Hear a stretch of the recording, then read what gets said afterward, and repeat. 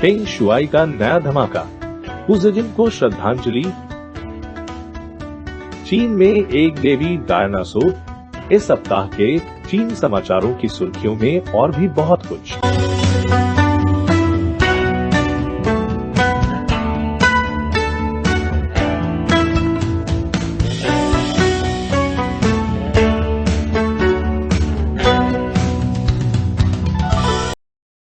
आपका स्वागत है।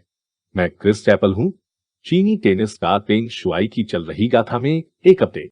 आपको याद होगा कि कैसे उन्होंने एक पूर्व शीर्ष नेता पर यौन शोषण का आरोप लगाया था और फिर लापता हो गया। फेंग का नाम और यहां तक कि टेनिस शब्द भी चीनी इंटरनेट पर सेंसर कर दिया गया था। लेकिन वैश्विक प्रतिक्रिया के बाद चीनी राज्य द्वारा संचालित मीडिया ने तस्वीरों को टटोलना शुरू कर दिया और फेंग के वीडियो साबित करते हैं कि वह पूरी तरह से ठीक थी। तो क्या हर कोई कृपया वापस आ सकता है कि वे क्या कर रहे थे, जैसे कि बीजिंग शीतकालीन ओलंपिक कितना शानदार होने वाला है, इस बारे में बात करना। और फिर भी किसी कारण से कई लोगों को लगा कि फेंग शुआई के साथ कुछ संदिग्ध चल रहा है। ठीक है, अगर यह उनके डर को शांत नहीं करता है तो मुझे नहीं पता कि क्या होगा। फेंग अभी पूर्व एनबीए स्टार याओ मिंग के साथ घूम रहे थे, जिसे एक सरकारी मीडिया रिपोर्टर के एक दोस्त ने वीडियो में कैद कर लिया। देखो, अगर याओ मिंग कहती है कि फेंग ठीक है तो वह ठीक है। क्या लोग याओ मिंग से प्यार नहीं करते? दोनों बीजिंग शीतकालीन ओलंपिक का समर्थन करने के लिए एक कार्यक्रम में थे और फिर उसी घटना में फेंग बीजिंग समर्थक सिंगापुर के एक समाचार पत्र के एक रिपोर्टर द्वारा रोके जाने के लिए बस हो गया। हाय फेंग शुआई, मैं बस आपसे थोड़ी देर चैट करना चाहता था। मैंने आपको याओ मिंग से बात करते हुए देखा और आप बहुत खुश दिख रहे थे। क्या आप हमें बता सकते हैं कि आप आज यहाँ क्यों हैं? क्या आप मुझे फिल्मा रहे हैं? हाँ, मैं सिंगापुर लियान हिजावा अखबार से हूँ। फेंग ने रिपोर्टर को बताया कि असल में वह कभी किसी पर यौन शोषण का आरोप नहीं लगाती। पहला बहुत महत्वपूर्ण बिंदु जिस पर मुझे जोर देना चाहिए वह यह है कि मैंने कभी किसी के बारे में यौन उत्पीड़न के बारे में नहीं कहा या लिखा है। इस पर बहुत स्पष्ट रूप से जोर देने की जरूरत है।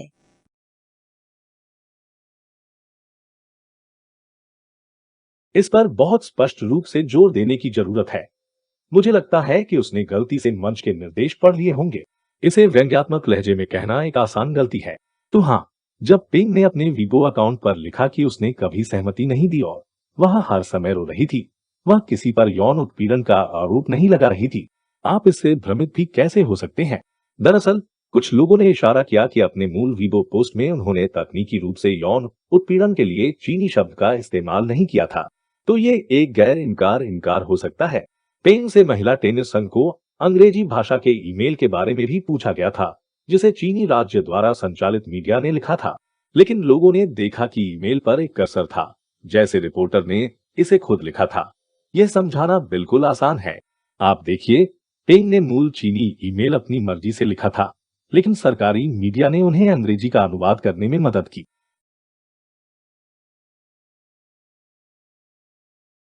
मेरी अंग्रेजी अनुवाद करने के लिए पर्याप्त नहीं है। मैं चीनी ईमेल का अंग्रेजी में अनुवाद करने में सक्षम नहीं हूँ। भले ही उनके अंग्रेजी में इंटरव्यू के कई वीडियो मौजूद हैं। साथ ही उसने चीनी झंडा और एक टी शर्ट पहन रखी है जिस पर चीन लिखा हुआ है। कामेओ, क्या वे कोशिश भी कर रहे हैं? अफसोस की बात है कि चीनी राज्य द्वारा संचालित मीडिया से हम यही उम्मीद करते आए हैं जब से इस सप्ताह मेरे पसंदीदा चीनी राज्य संचालित मीडिया ग्लोबल टाइम्स के प्रधान संपादक हुज़िजिन की सेवानिवृत्ति की चौंकाने वाली घोषणा हुई है। यहाँ कुछ है जो मुझे इस सप्ताह पता चला। 1989 में वापस हुज़िजिन लोकतंत्र समर्थक प्रदर्शनकारियों की भीड़ में शामिल हो गए जो तियानमेन स्क्वायर में एकत्र हुए थे। ग्लोबल टाइम्स के प्रधान संपादक तियानमेन विरोध प्रदर्शन में थे। होश उड़ जाना। हालांकि हुज़िजिन का पद छोड़ना सामान्य सेवानिवृत्ति नहीं हो सकता है। कुछ सूत्रों का कहना है उनके जाने के लिए मजबूर किया गया है और अखबार में राजनयिक मार्गदर्शन को मजबूत करने के लिए कदम उठाए जा रहे हैं। जिम्मे रहो। अगर ग्लोबल टाइम्स पार्टी लाइन को पहले पर्याप्त नहीं कर रहा था तो मुझे नहीं पता कि क्या मैं जानना चाहता हूं कि नया ग्लोबल टाइम्स कैसा दिखता है। वैसे भी हुज़िजिन तुम बहुत याद आओगे। मेरा पसंदीदा चीनी राज्य संचालित मीडिया आपके बिना एक जैसा नहीं रहेगा। लेकिन यह सिर्फ ग्लोबल टाइम्स के संपादक नहीं है जो पार्टी के बुरे पक्ष में हो सकते हैं। चीन की लाइव स्ट्रीमिंग क्वीन हुआंग वेई पर प्रतिबंध लगा दिया गया है। कथित तौर पर यह कर चोरी के लिए था और उसे अब $200 मिलियन का जुर्माना देना होगा। हुआंग वेई, जो विया नाम से जाना जाता है, चीन के सबसे लोकप्रिय लाइव स्ट्रीमर में से एक था और वह ई कॉमर्स में बहुत अच्छी थी। विया ने कथित तौर पर 11 नवंबर को चीन के हालिया सिंगल्स डे शॉपिंग फेस्टिवल के दौरान सिर्फ एक शाम में $1 बिलियन से अधिक के उत्पाद बेचे।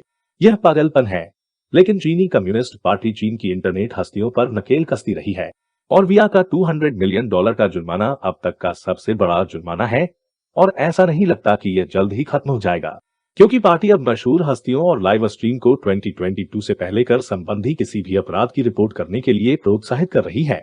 उज्ज्वल पक्ष में, एक पेशेवर लाइव स्ट्रीमर वास्तव में एक अच्छा सार्वजनिक स्वीकारोक्ति वीडियो तैयार करने में सक्षम होगा।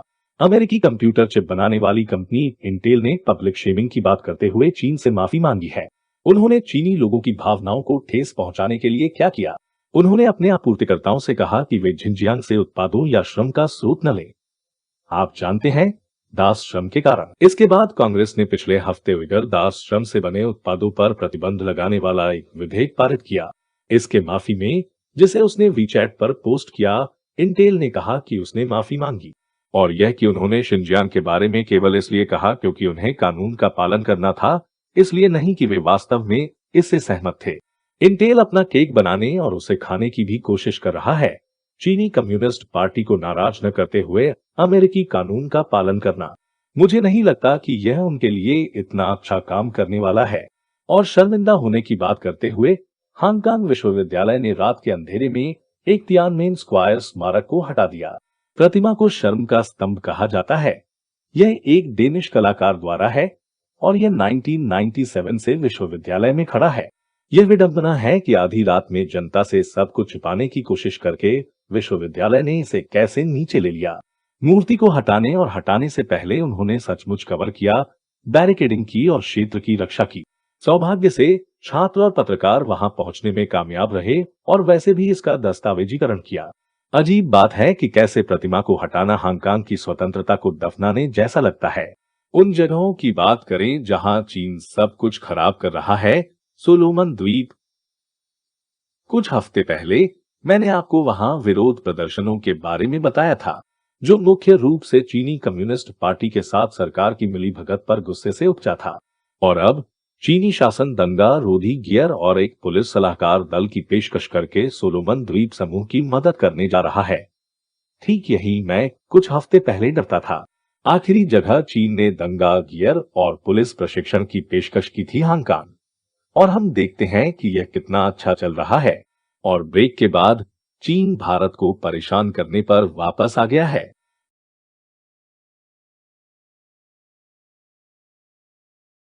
इट्स ऑलमोस्ट क्रिसमस, और आप जानते हैं इसका क्या मतलब है?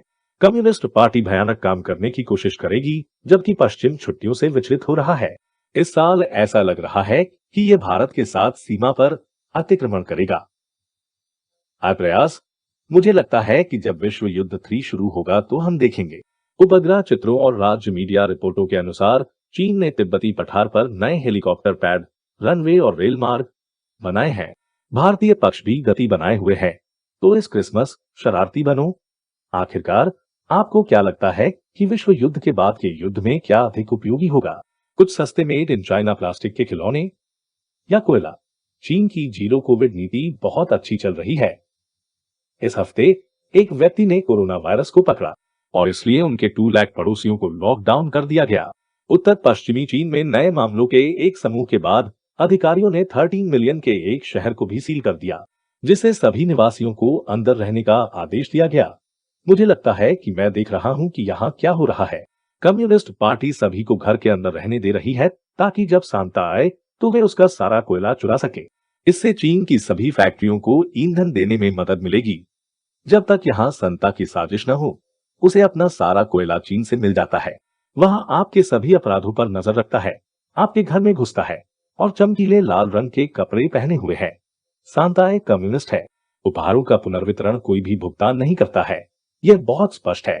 हार्वर्ड के प्रोफेसर चार्ल्स लिबर को चीनी सरकार से अपने संबंधों के बारे में झूठ बोलने का दोषी पाया गया है। जाहिर तौर पर दुनिया के सबसे खराब सत्तावादी शासन के साथ काम करने के लिए अपने देश को बेचना वास्तव में लाभदायक है। उन्हें वुहान यूनिवर्सिटी ऑफ टेक्नोलॉजी द्वारा प्रतिमाह $50,000 का भुगतान किया जा रहा था। उन्हें वहां नैनोसाइंस रिसर्च लैब स्थापित करने के लिए $1.5 मिलियन का अनुदान भी मिला। जाहिर है, उन्होंने अमेरिकी अधिकारियों को इसका उल्लेख करने की उपेक्षा की। मैं किसी ऐसे व्यक्ति को जानता हूं जिसे इस क्रिसमस पर कोयला मिलेगा। एक सेकंड रुको, लेकिन यह सिर्फ अमेरिका को बेचने वाले हार्वर्ड के प्रोफेसर नहीं है। एक पूर्व अमेरिकी नाविक को चीन को चोरी के विशेष ऑप्स गियर बेचने के लिए सजा सुनाई गई है। उसने उपकरण चुरा लिया और उसके पति ने उसे चीन को ऑनलाइन बेच दिया। उसने ऐसा क्यों किया? पति की झिझक से बचने के लिए। उसका पति अपने व्यक्तिगत ईमेल पते के साथ गियर नहीं खरीद सका, इसलिए उसने बार बार अपनी पत्नी को ऐसा करने के लिए परेशान किया। वह उसके बार बार अनुरोध पर इतनी नाराज हो गई कि उसने उसे अपने सैन्य ईमेल पते पर अपना पासवर्ड दिया और उसे निर्यात नियंत्रित सैन्य उपकरण खरीदने के लिए कहा।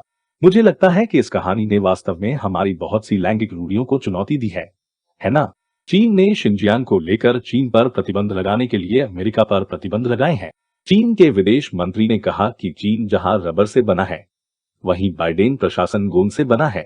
इसलिए जब अमेरिका ने चीन पर प्रतिबंध लगाया तो प्रतिबंध केवल यूएस 4 अमेरिकी अधिकारियों को मंजूरी दी गई थी, जिसका अर्थ है कि उन्हें मुख्य भूमि चीन, हांगकांग और मकाऊ जाने से रोक दिया जाएगा और देश में उनकी कोई भी संपत्ति जब्त कर ली जाएगी, क्योंकि अमेरिकी अधिकारियों के पास चीन में युआन का भंडार जरूर है। चीन में वैज्ञानिकों ने पूरी तरह से संरक्षित डायनासोर के भ्रूण की खोज की है। यह 66 मिलियन वर्ष पुराना है और इसका नाम बेबी यिंगलियांग रखा गया है। यहाँ एक खौफनाक कलाकार का प्रस्तुतिकरण है जो एक मडस्लाइड में दबे होने से पहले जैसा दिखता होगा। कहने का तात्पर्य यह है कि दक्षिण चीन सागर की तरह ही डायनासोर प्राचीन काल से चीन के हैं। असली जुरासिक पार्क के लिए तैयार हो जाइए। वेलोसिरैप्टर्स कार्बोरो शोल में गश्त करते हैं और अब मेरे लिए चाइना अनसेंसर्ड 50 सेंट आर्मी के एक सदस्य को जवाब देने का समय आ गया है, जिसे मैं शो के प्रशंसकों को बुलाता हूं जो क्राउड फंडिंग वेबसाइटों पैट्रियन और लोकल पर योगदान करते हैं। जस्टिस मेघवी कहते हैं, तो मैंने देखा कि यूट्यूब ने मुझे आपके चैनल से अनसब्सक्राइब कर दिया है। मेरे साथ ऐसा पहली बार हुआ है। कम से कम मैंने तो इस पर गौर किया है। हाँ, यूट्यूब कुछ समय से गुप्त रूप से शो से लोगों की सदस्यता समाप्त कर रहा है। जब मैंने ऐसा कहा तो कुछ लोगों ने मुझ पर विश्वास नहीं किया। जैसा कि आपने अभी जस्टिस मेघवी का पता लगाया है, ये एक बात है और यह उन कई तरीकों में से एक है जिनसे यूट्यूब हमारे साथ शिकंजा कसता है। इसलिए मैं हमेशा कहता हूं, सुनिश्चित करें कि आपने चीन बिना सेंसर की सदस्यता ली है। यहां तक कि अगर आप पहले से ही सदस्यता ले चुके हैं तो सुनिश्चित करें कि आपने अभी भी चीन बिना सेंसर की सदस्यता ली है। और याद रखें, YouTube भी लोगों को नए एपिसोड के बारे में सूचित नहीं कर रहा है, इसलिए सुनिश्चित करें कि आप हर सोमवार, बुधवार, शुक्रवार और शनिवार को नए एपिसोड के लिए वापस देखें। उदाहरण के लिए, हांगर के बारे में हमारे पिछले एपिसोड को संदिग्ध रूप से कम देखा गया था। क्या YouTube ने आपको इसके बारे में बताया? यदि नहीं, तो जांच लें और यदि आप कर सकते हैं तो पेट्रो या स्थानीय लोगों पर शो का समर्थन करने पर विचार करें। आपको मिलने वाले अन्य सभी शानदार फायदों के शीर्ष पर आपको हमेशा नए एपिसोड के बारे में सूचित किया जाएगा। मैं नीचे लिंक डालूंगा।